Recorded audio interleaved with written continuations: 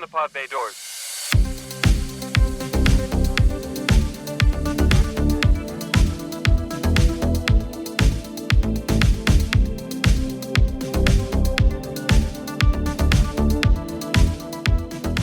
Greetings and welcome to the Cinematic Traveler Podcast. I am your intrepid movie exploring host, Chris, and on this episode, I will be bringing you my first in many end of the week streaming surprise reviews. This week, we'll be kicking everything off with a Hulu original film entitled Hold Your Breath, starring Sarah Paulson. But before we dive into the episode, let me bring you a word from this podcast sponsor. That would be yours truly.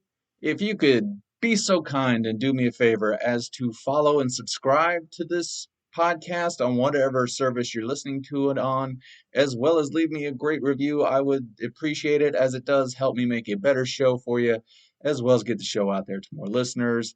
Also, in that vein, if you could do me a favor, since we're just kind of starting this project out, if you could maybe spread the word for me, tell your friends, family, share it on your social medias. Again, I would greatly appreciate it. Also, speaking of social media, you can reach me, contact me, follow me on my only form of social media for the show right now. That would be Instagram, and you can find me at Cinematic Traveler Pod. There, I got all of that podcaster mumbo jumbo out of the way quick, fast, and in a hurry so we could dive into this episode. But before we do, and as I like to do on every episode, let me ask you, how are you doing, my beloved listener? We are racing quickly toward the weekend. So I'm sure you've got amazing plans, either to go out there and have a wild time by yourself or share time with your friends and family and loved ones. And hopefully this episode will get you there a little bit quicker, maybe help the workday go by faster. Just pop in your earbuds and listen to the show. That'll kill maybe 15, 20, 25 minutes. Your boss won't notice. They ain't paying attention. They're too busy making all their money and making up stupid rules. But anyway, I hope you're doing well out there. And I am super excited to be doing this streaming surprise episode. It's been a lot of fun putting this one together, and hopefully that will convey through my voice and my amazing podcasting skills. So let me get into my review of Hold Your Breath. Just to remind you, I will be bringing you a spoiler-free plot synopsis of the film, as well as spoiler-free review. And don't forget, I am going to hide 2 movie quotes in my plot synopsis, and my plot synopsis only, for you to figure out what movie they're from. And if you do, just hit me up on Instagram and let me know what movies they are from. You get a point for each one you get right. So if you can't figure one out but can figure out another one, you're at least getting a point. And at the end of the month, I will add up all the points, and whoever wins that month, you will get to pick a movie that I will have to review probably the next month. So that's exciting, right? You'll be in charge of the show a little bit. It'll be a special fan interaction episode that I am super excited and scared to do in the future. So, having said all of that, let me go ahead and tell you about Hold Your Breath. As I mentioned, this does star Sarah Paulson, and the film is directed by Carrie Krause and William Joines. I think that's how you say his last name. I looked them up on IMDb. I didn't really see anything I had seen or was familiar with their work. So this is my first foray into their filmology. So with Hold Your Breath, we are taken back to the 1930s in the middle of the Dust Bowl, a great drought in the plains of America. Here we meet Margaret, played by Sarah Paulson, and her daughters Rose, played by Amaya Miller, and Ollie, played by Alana Jane Robbins, who live in Oklahoma, where the wind comes sweeping down the plain, bringing constant dust storms and the legend of the Gray Man. No, not the Ryan Gosling Netflix movie, but a mythical boogeyman that hides in the dust, making people do unspeakable things.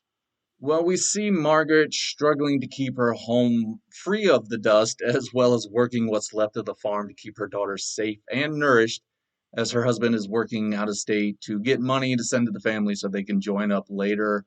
She hears rumors of a nefarious drifter causing havoc in nearby homes.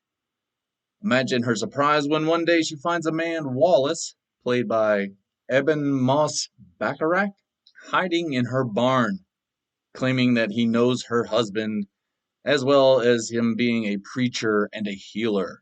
Well, Margaret and her double barreled shotgun are a bit skeptical of Wallace, but when he puts his hands on her daughter's head and cures her nosebleeds, Margaret just can't see God putting a gift like that in the hands of a man who would kill a child, and begins to let him into her life.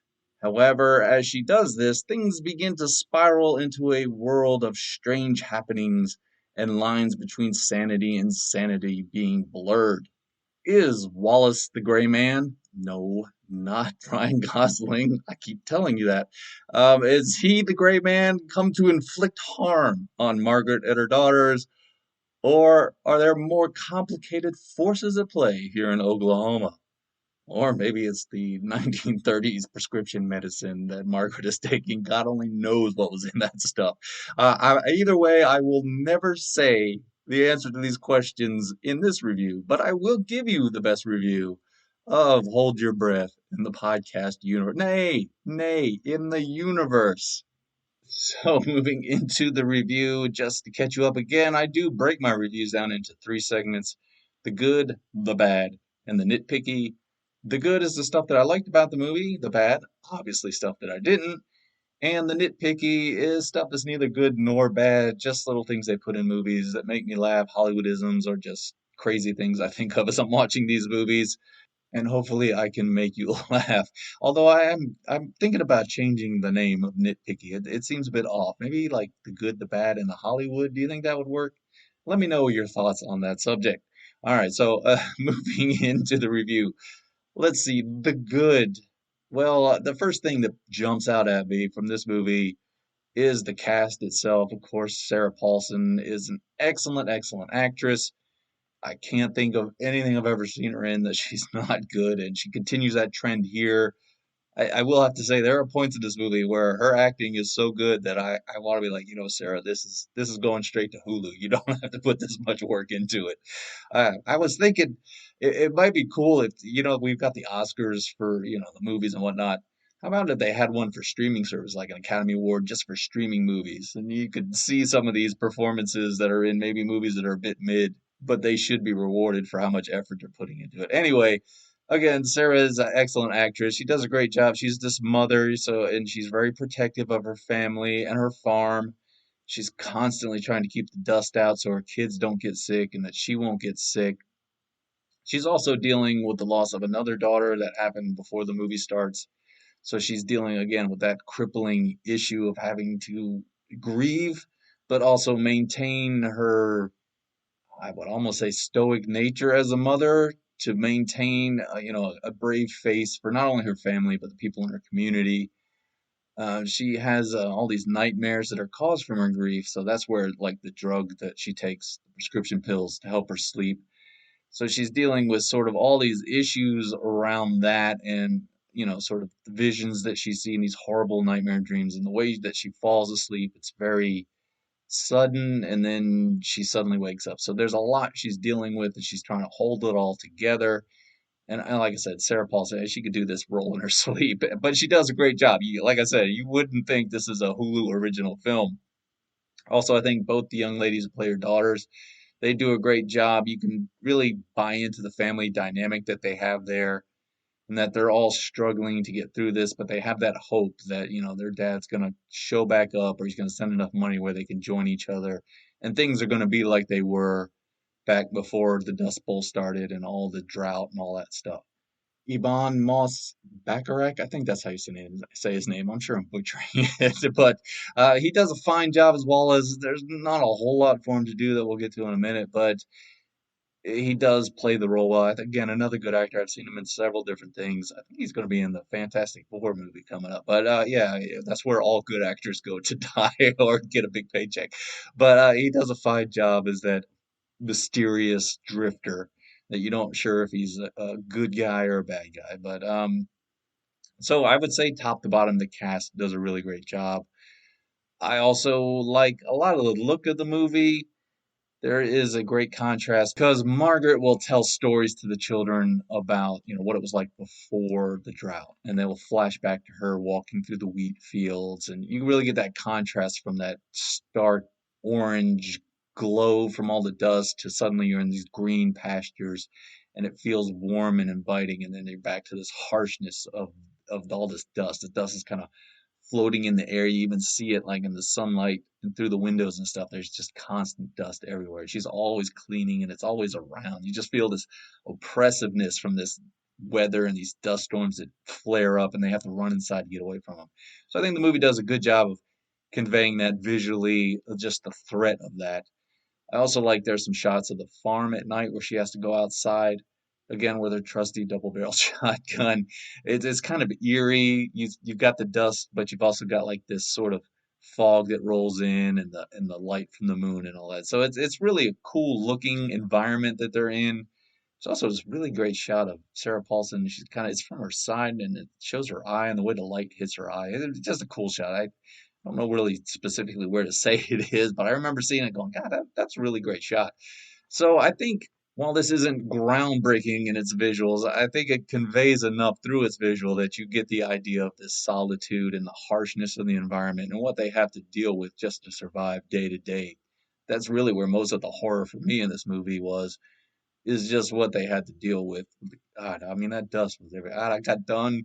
I'm not the cleanest clean freak in the world, and I got out the dust buster and took care of some of the areas of my apartment that I sort of ignore. But yes, the movie does a fine job with that. My last real positive for the movie, it's only an hour and a half long, and I swear any movie that's an hour and a half long nowadays will instantly get a positive for that. Moving into the bad or the negative of this movie, I think this movie has the problem where the parts of the movie are greater than the whole of the movie. Like I said, the acting is really good, the look of the movie is really good, but when it all comes together, it just feels a bit off. There's a slow setup, which is fine. I don't mind a slow burn movie, but it kind of goes from this like 1 mile an hour walking pace where you're kind of seeing Margaret in one light to where suddenly, especially after the stranger shows up and all the madness hits, it just hits all of a sudden. And suddenly her character is spiraling out of control and you don't know what's real and what's not real and everything is just chaotic and upside down.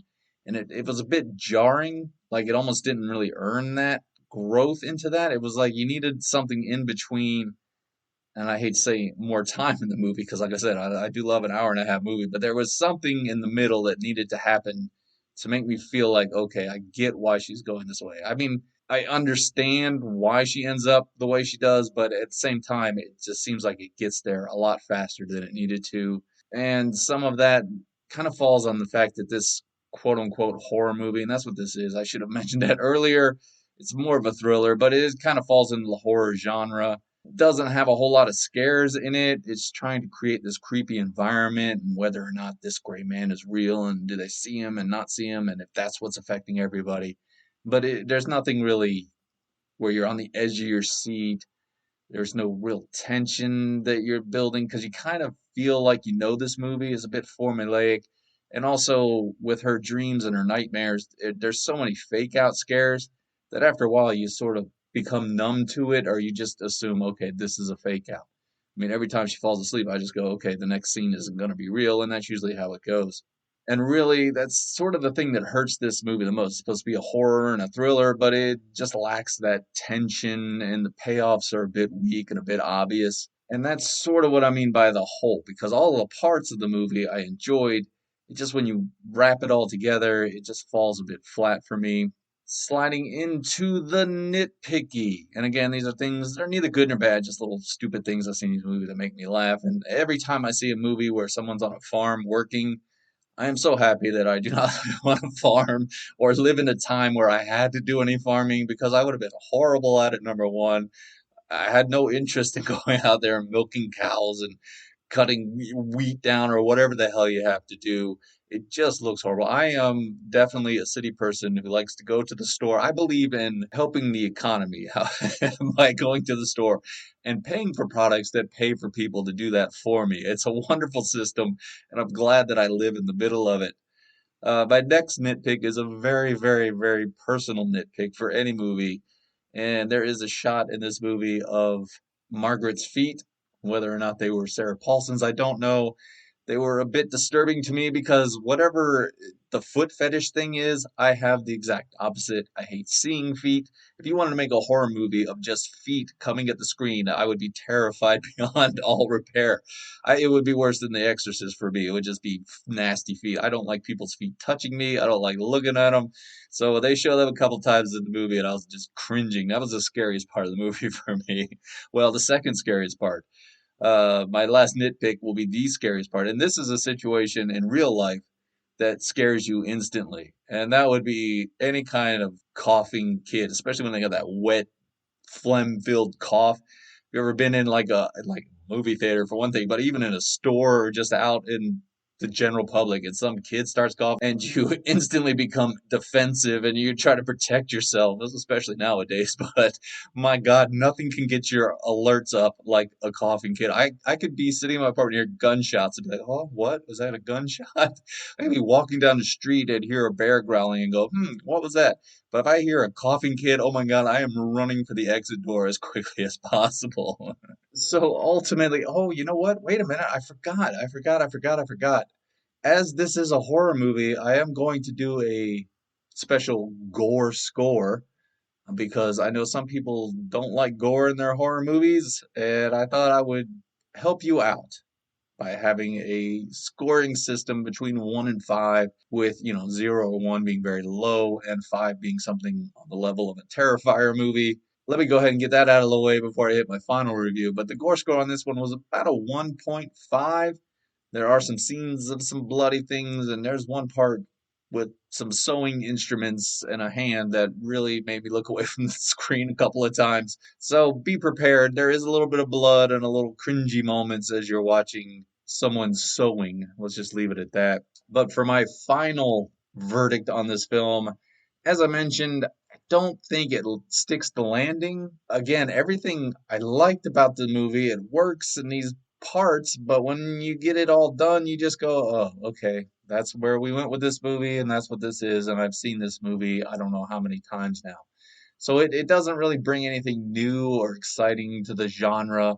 I feel like it does waste some really good performance again from Sarah Paulson, but if I asked her to be in one of my TikTok videos, it would be like one of the greatest videos in the history of the universe. She couldn't help but not be good in it. But I don't think there's enough here to really captivate you. Again, I know it's got a slow burn mentality at the beginning, but just the way it gear shifts at the end feels a bit awkward to me. And really, the slow burn at the beginning, it would struggle to hold my attention. I think if it wasn't for the performances, I would have probably lost interest and tried to find another movie. So overall, I can't really. Yeah, I thought about this when I was planning my review. I was like, well, I can't tell you to wait and see it on a streaming service because it's on a streaming service. This is one that I would probably tell you to skip unless you're a big fan of Sarah Paulson or you want to see her give an excellent performance. I give it that. Like I said, it's only an hour and a half long, so you're not really going to waste a lot of your time. It's okay, but I don't think it's good enough as a horror fan to keep me captivated, or even as a thriller or something that puts you on the edge of your seat. There's nothing new here. There's nothing super creative to make me go, oh my God, you got to watch this movie. It feels very much like a straight to streaming movie. So I would tell you just to pass on Hold Your Breath. So that wraps up this end of the week review. Again, I hope you're having a great week and you're excited for the weekend. I will let you know I am going to be on this week's episode of the other podcast I'm on, Just Go Watch. We will be reviewing Wicked, that I'm not really looking forward to. And on the next episode of this podcast, The Cinematic Traveler, I will be bringing you my review for Gladiator 2. So look for that episode Sunday night or Monday morning so we can kick your week off just right. It should be a short week, especially here in the United States. We all got Thanksgiving rushing up towards us where we could gorge ourselves on food from every variety, as long as I didn't have to go out and grow the food or kill the animal. I'm a happy man. So before I go, I just want to tell you how much I appreciate you taking the time out of your day to listen to this podcast. Again, if you could follow, subscribe, rate, review the show, I would greatly appreciate it. Tell your friends, family, hell, tell your enemies. I don't care. Tell someone to listen. It would really help me build the show. participate in the movie quote contest. I've already got some participation, so you got to do some catching up. If you haven't listened to my previous episode, you can go back and listen to that as well to find the movie quotes, and you can still play along until the end of the month, and then we'll start new again. So you can catch up. But you better hurry up because I've got some people on there that are going to take a commanding lead. This episode was a bit tough. I should have mentioned that earlier. I struggled to find some quotes. There's one that's obvious. It was so obvious I had to use it. There's another one. I think some of you will get it. I don't know. But just remember, you get a point for whichever one you get right. So it doesn't matter. All right. So just participate. That's what I'm trying to say. I want you to participate. I want to hear from you. I'm desperate for friends. Have I whined and complained enough again? Thank you for taking your time out of the day. I hope you have a great weekend. And I can't wait to talk to you again at the beginning of the week. And before I go, I just need you to do one thing for me. Go out there and do that voodoo that you do so well.